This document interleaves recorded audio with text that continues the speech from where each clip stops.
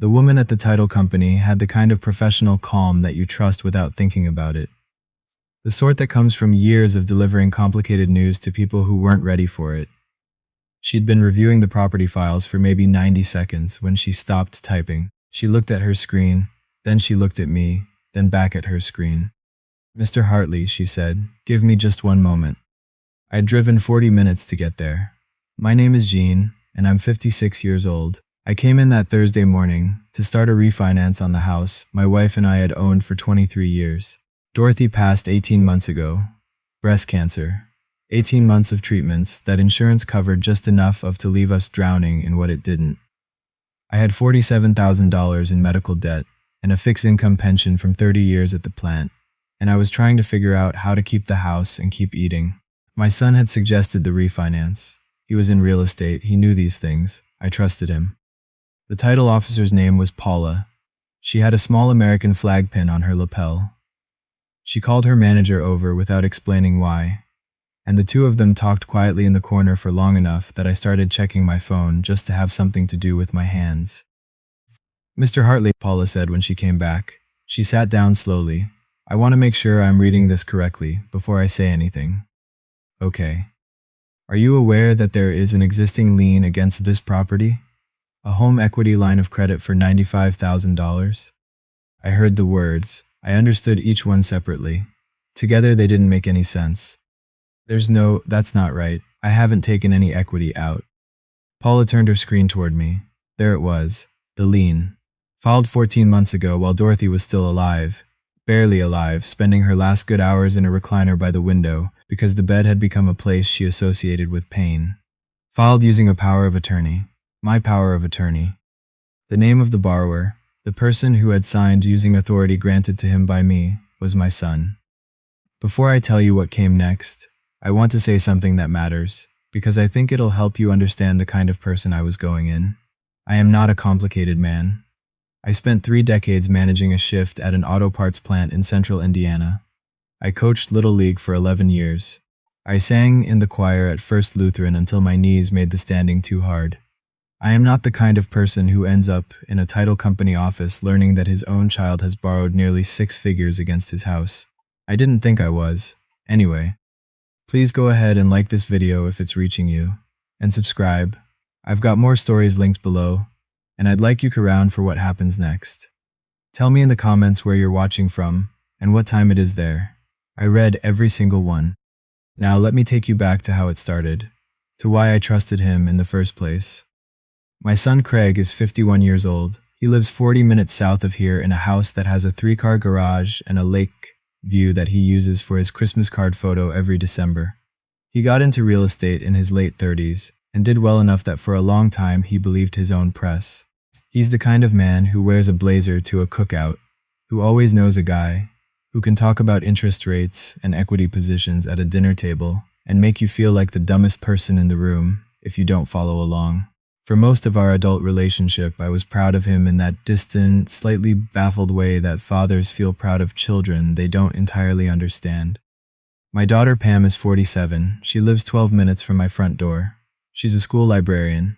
She drives a 9-year-old Subaru with a library card sticker on the bumper and a crack in the dashboard she keeps meaning to fix. When Dorothy got sick, Pam was the one who drove her to chemo. Pam was the one who called the insurance company for the 4th time when they denied the infusion coverage again. Pam was the one who slept on our couch for the last 3 weeks of Dorothy's life, so I wouldn't have to be alone at 2 in the morning. She did all of this while working 4 days a week and raising her own kids. She never once asked for a thank you. At family gatherings, my sister-in-law would say things like, "Craig's really made something of himself, hasn't he?" And then quieter, the way people talk when they're trying to sound kind and failing. Such a shame Pam never did more with herself. It used to bother me. I'd push back gently, say that Pam had made a life that suited her, that not everyone measured success in commission checks. But I never said it loudly. I kept the peace. I'm ashamed of that now. About 2 years ago, not long after Dorothy's diagnosis turned serious, Craig sat me down at the kitchen table. He was in town for the weekend. He had a folder.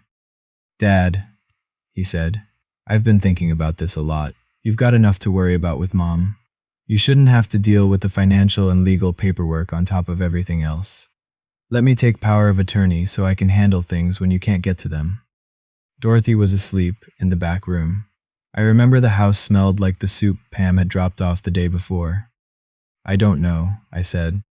It's standard, Dad. It's what people do. And honestly, he paused, doing that thing he does, where he lowers his voice like he's about to share something reluctantly.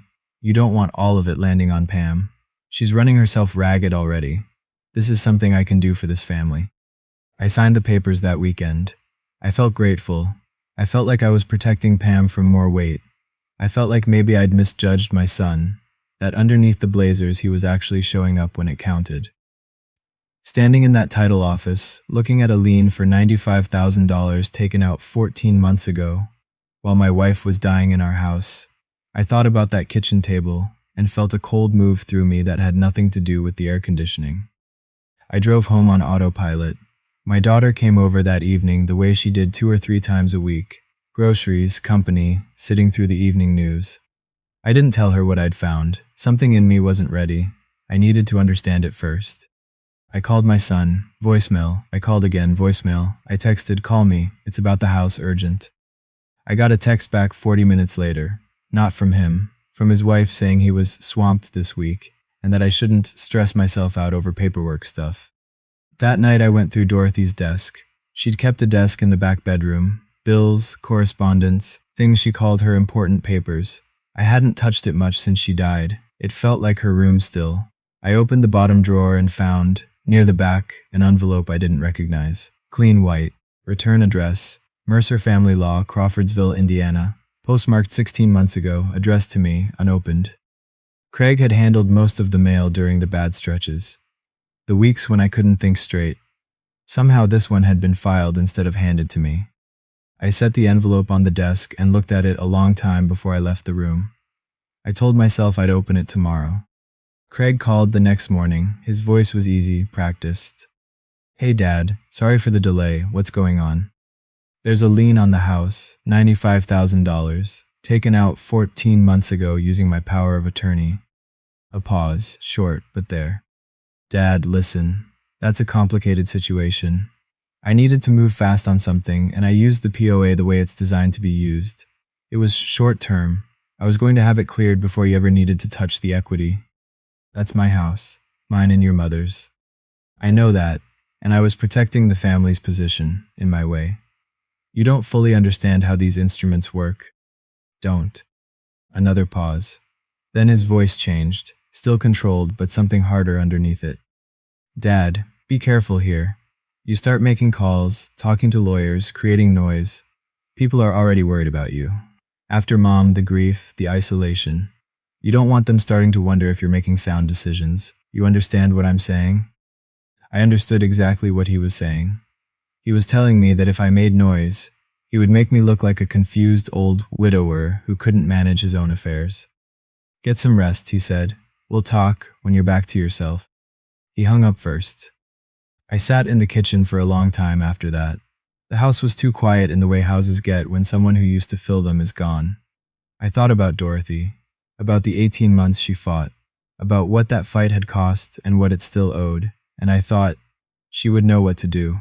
She always did. By the end of the week, I knew that Craig had been talking. My brother-in-law stopped me at the hardware store and gave me that careful, gentle look people give when they've already decided you're fragile. Heard you've been stressed out about some financial stuff, he said. Craig's real worried about you. And then quieter. And about Pam, you know. About whether she's really in a position to be helping make decisions, given everything. I kept my voice even. I thanked him for his concern. I drove home and sat in the driveway for 15 minutes before I went inside.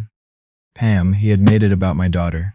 The one person who had never, not once, asked me for a single thing. He was building a story, the capable son, the worried family, the grieving father losing his footing, and somewhere in the margins of that story, my daughter drawn in as the problem. The one who'd never done much with herself, the easy target for people already inclined to believe it. I went back to Dorothy's desk that night. I opened the envelope. The letter was from an attorney named Stan Mercer. He'd been trying to reach me. It said in plain language that my wife had come to see him 16 months before, on her own, while she could still drive herself. and that she had asked him to do several things, that he had been waiting for me to be ready to talk. I called him the next morning. Stan Mercer had been practicing family law in Crawfordsville for 32 years.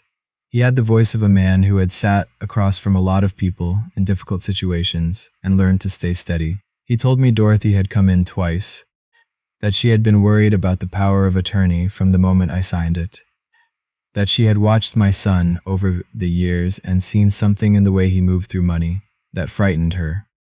She didn't want to say anything to you while she was sick, Stan told me. She said you were already carrying enough. She didn't want to put you in a position of choosing. He paused, and I could hear paper moving on his desk. She said, Stan, I just want to lock the door before I leave. I had to set the phone down for a moment. My wife. She had driven herself to a lawyer's office during chemotherapy to protect me from something she saw coming, and I didn't. Stan told me the rest carefully. Dorothy had revoked the power of attorney 15 months ago and filed the revocation with the county recorder's office. The bank that had issued the HELOC had not been properly notified. Legally, my son had borrowed against my home using a power that no longer existed. Under Indiana law, that was not a gray area. That was fraud. Dorothy had also worked with Stan in her last weeks of clear thinking to establish a revocable living trust. My pension, the retirement accounts, the house itself, protected. My son's name was not in any of it. My daughter was named the successor trustee. The person Dorothy had chosen to watch over my life if I could no longer do it myself. Stan had one more thing. My son had announced a big family barbecue at his lake house, a birthday thing for me, my 57th coming up. I knew what it was, so did Stan when I described it. I'd like to be there, he said, if you'll allow it. I want to stop here for just a moment. If you've ever handed something important to someone you trusted, a key, a document, a piece of your future, and felt the ground shift when you discovered what they did with it, you know the kind of days I'd been living. If this story is sitting heavy with you, go ahead and subscribe. You won't want to miss how it ends, and tell me in the comments, did you ever have to fight to take back something that should never have been taken in the first place? I read every one of them. The lake house was beautiful, of course it was. Cedar deck down to the water, gas fire pit, catered food. 30-some family members filling the yard on a warm Saturday afternoon. My son working the crowd in a linen shirt, laughing easily, refilling people's drinks. I came with my daughter on my arm. She'd almost not come. She'd heard through a cousin that Craig had suggested her presence might make things uncomfortable, that her energy wasn't what the occasion needed. I told her she would be standing next to me, or I wouldn't be there at all. When we walked across the lawn together, I felt the shift, eyes moving sideways. An old friend of the family suddenly very interested in her paper plate. My daughter-in-law's smile stopping precisely at her cheekbones. My son greeted me with a handshake and a clap on the shoulder. He looked at Pam, the way you look at a problem you were hoping had solved itself. He waited until everyone had eaten. Then he tapped a fork against his glass. I want to say a few words about my dad, he began, his voice warm and round, the voice from his real estate listings. 57 years. This man has given this family everything. Murmurs, raised glasses, and family means stepping up when someone we love needs us. Especially, he let the pause do its work, when they might be having a little trouble keeping track of things. He looked at me, his eyes were kind, his eyes were performing kindness for an audience. There have been some concerns lately, he continued, about Dad's finances, about who's been in a position to help and who maybe hasn't been. I've tried to handle this quietly, but I think we all love Dad enough to be honest about what's been going on. The eyes in the yard moved, slowly and collectively, toward my daughter. I felt her go still beside me. I stood up. My knees aren't what they were. It took a second, but I got up. Craig, my voice came out steadier than I expected. You're right that someone in this family hasn't been honest about the finances. Let's be specific about who. I raised my hand toward the back of the yard. Stan Mercer walked across the grass with his portfolio. He wasn't in a suit. It was a barbecue, but something about the way he moved made people put their drinks down. The color drained out of my son's face. My name is Stan Mercer, Stan said, setting the portfolio open on the nearest folding table. I've been this family's attorney for going on 2 years. With Jean's permission, I'm going to walk through some documents. You're welcome to examine them yourselves. This is Craig started. 14 months ago, Stan said, calm and even, a home equity line of credit was filed against the Hartley family home. $95,000. It was processed using a power of attorney granted to Craig Hartley. He laid the document on the table. That power of attorney had been revoked by Dorothy Hartley 15 months ago, and the revocation filed with the Fountain County Recorder's Office. He set that page beside the first one. The revocation predates the HELOC by 1 full month. Someone said, "Oh my God," somewhere behind me. I didn't look to see who. Under Indiana law, Stan continued, executing a financial instrument using a revoked power of attorney is not a matter of interpretation. The courts have a specific word for it. I didn't know it had been revoked. My son's voice had lost everything that made it his. She never told me. She wasn't required to, Stan said simply. Craig looked at me then. His jaw was working. Dad, listen. I had 3 investment properties underwater. I thought I could flip one and repay the HELOC before you ever needed to touch the house equity. I was going to pay back every dollar. You have to understand that. The yard was completely quiet. The fire pit hissed behind him. You told people it was Pam, I said.